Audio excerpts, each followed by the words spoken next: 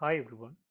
In this video, we will discuss about the vector diagram of a transformer when it is connected to an inductive load. When the transformer is connected to an inductive load, the secondary current I2 lags behind the output voltage V2 by an angle phi 2. So when an inductive load is connected, the current lags behind the voltage. First of all, draw the flux as the reference line. So draw flux vector as the reference line. Since this flux is common to both primary and secondary winding, we often use flux as the reference line. So above the flux line, we draw the primary components, and below the flux line, we draw the secondary components. Now the primary and secondary induced EMF E1 and E2 lags behind the mutual flux by an angle 90 degree. Here the angle between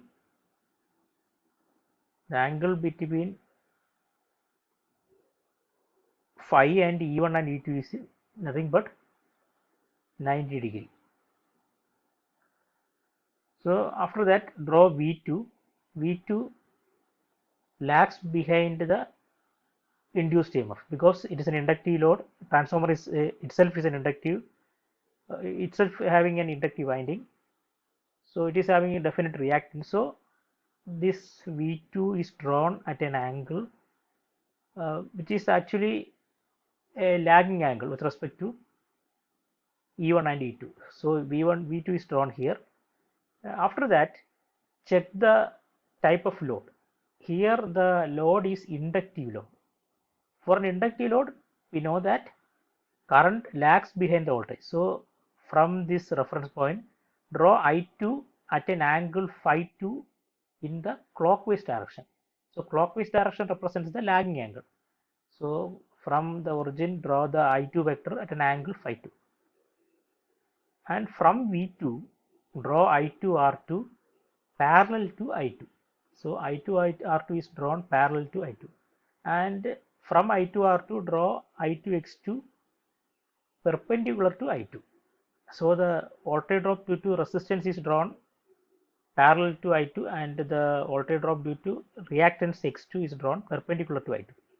Now the vector sum of, so this represents the two sides of a triangle. So that means the vector sum of I2 R2 and I2 X2 gives I2 Z2. So that means Z2 is equal to R2 plus JX2. So Z2 is nothing but the secondary side impedance, where J is a operator whose value is root of -1 in the rectangular form. In polar form, so our polar form it represents 90 degree. Since the reactance drop is at an angle 90 degree with respect to the current, we often use J operator.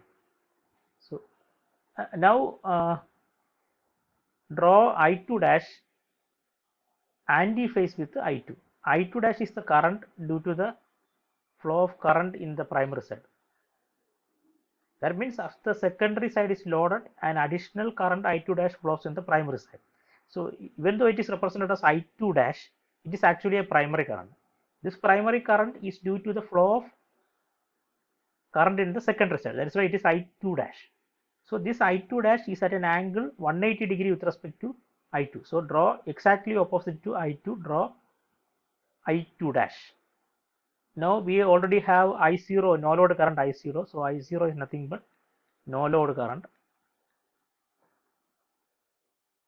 So here the vector sum of I0 and I2 dash gives the primary current I1.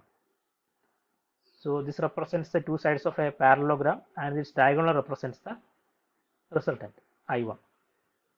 So from minus I1, that is minus I1 is drawn exactly opposite to E1. So minus E1 is drawn exactly opposite to E1 because it is actually, this E1 is actually in the secondary side. So since it is a primary value, we have to draw it in the primary side, that is above the reference line. So this E1 is represented in the primary side as minus E1. So from minus E1, draw I1 R1 parallel to I1. So I1 R1 is parallel to I1, and draw from I1 R1, draw I1 X1 perpendicular to I1.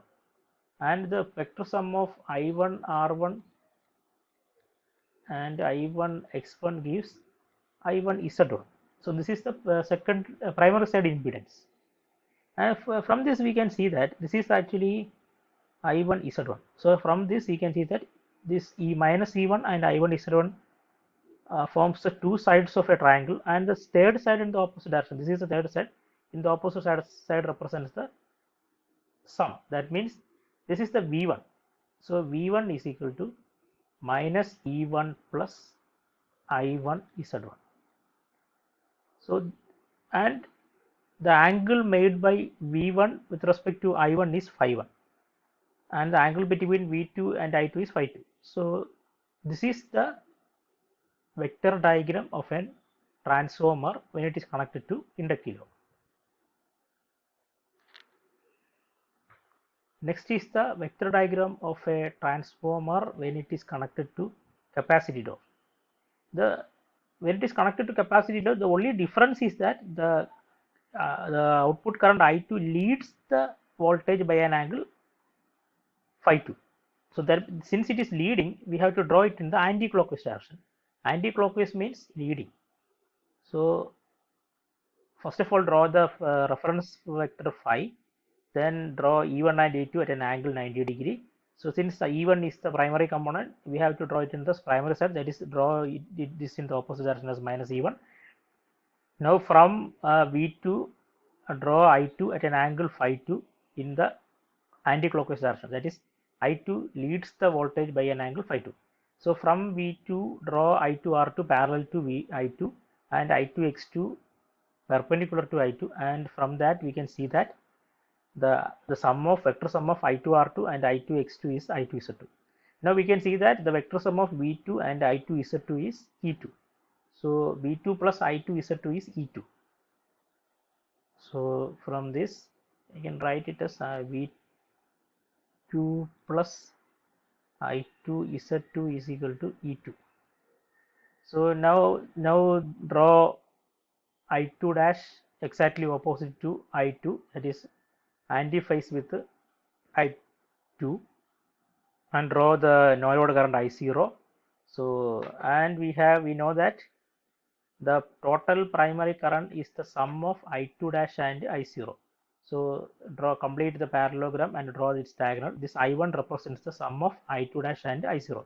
So I2 dash plus I0 is equal to I1. So remember, it is actually not the arithmetic sum, it is the vector sum.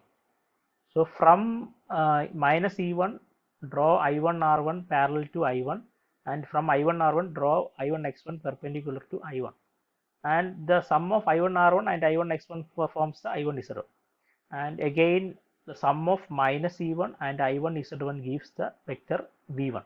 So V1 is equal to minus E1 plus I1 Z1.